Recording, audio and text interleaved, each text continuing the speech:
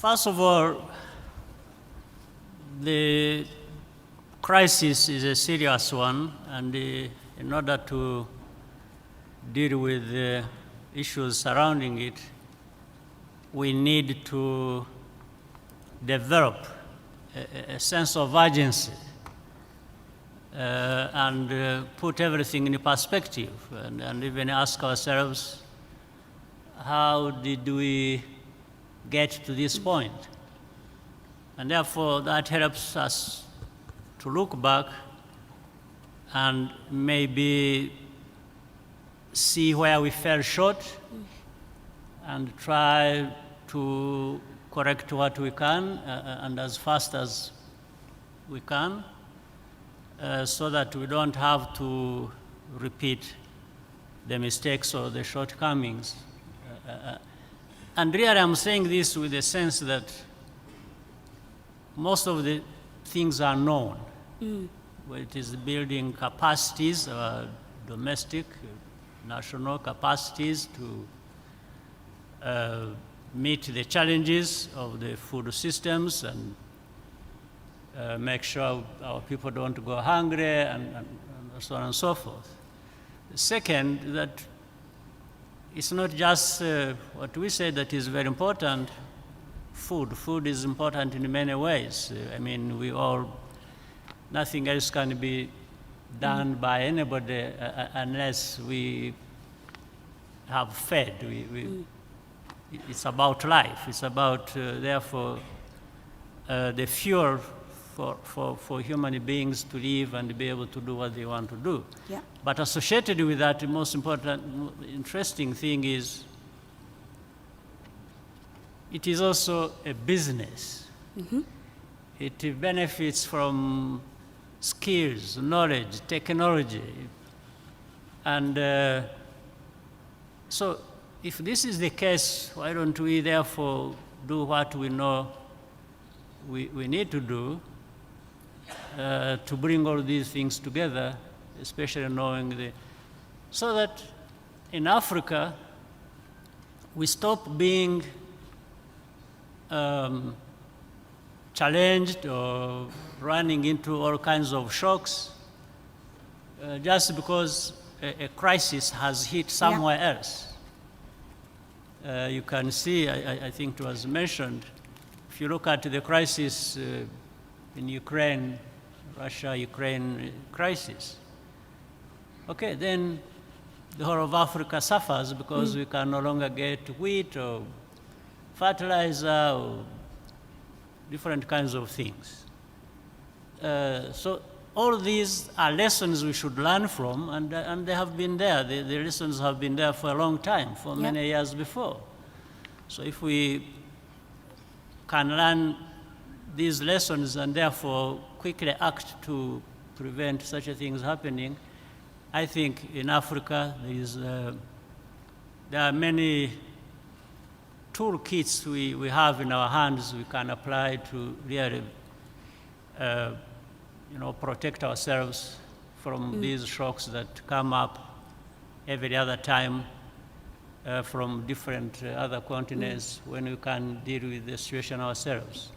So I could go on and on, but let me maybe stop here for now. President Kagame, I think your response echoes so much of the sentiments we've been hearing in many of the panel discussions of the last few days. As you speak about food and its centrality to human life, we're reminded of the conversation this morning that this should be seen as a national security issue because food is that important. As you talk about the fact that we know what to do and we have the toolkits, one of the resounding sentiments earlier was, well, what these crises have done is they've exposed the issue. But the issue has been there and we know the challenges. So now it's time for us to get done. And of course, you call on us to do so with urgency. The most important thing as we think about the context of transforming food systems, we've got Africa's COP on the horizon. The question to you, Your Excellency, is what do you see as the priorities from an African perspective as we prepare for COP27? Right. For COP27 that will take place in Egypt, we we are provided with an opportunity yet again for Africa to spell out our priorities and put them front and center and very clear. At the same time, as we go about all this and knowing the challenges we have to face and deal with, we also bear in mind that in the relationships and things that have to be done together, collaboratively with other parts of the world, that actually Africa contributes the least to what drives this crisis. Sure. But nonetheless, that should not, again, it only informs our reasoning and our actions, but it doesn't stop us doing what we have to do. Yeah. That is quite difficult. And we have the knowledge that, one, first of all, it is an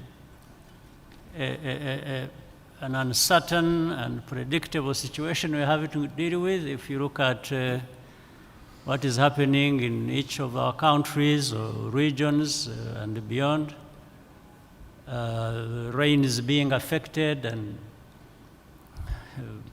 different problems around that, and therefore directly linked with how it affects food systems and food security. So we have to make investments ourselves to begin with, even with our limited resources. For example, we have to invest smartly in data systems so that we at least are informed as far as certain elements are concerned that contribute to the crisis, and then know how to deal or to treat different regions of our countries or again, our continent.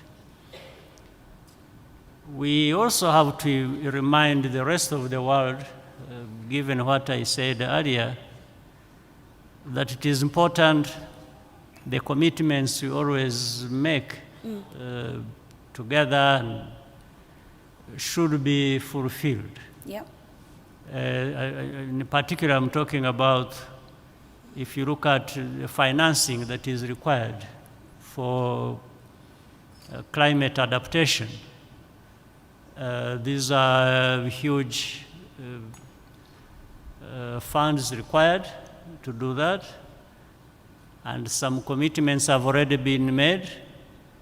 It's important that they are fulfilled, and so that we avoid what is likely to happen once these commitments are not fulfilled. It undermines the political will for us to continue with ambitious programs that we know we have to undertake also to deal with such matters.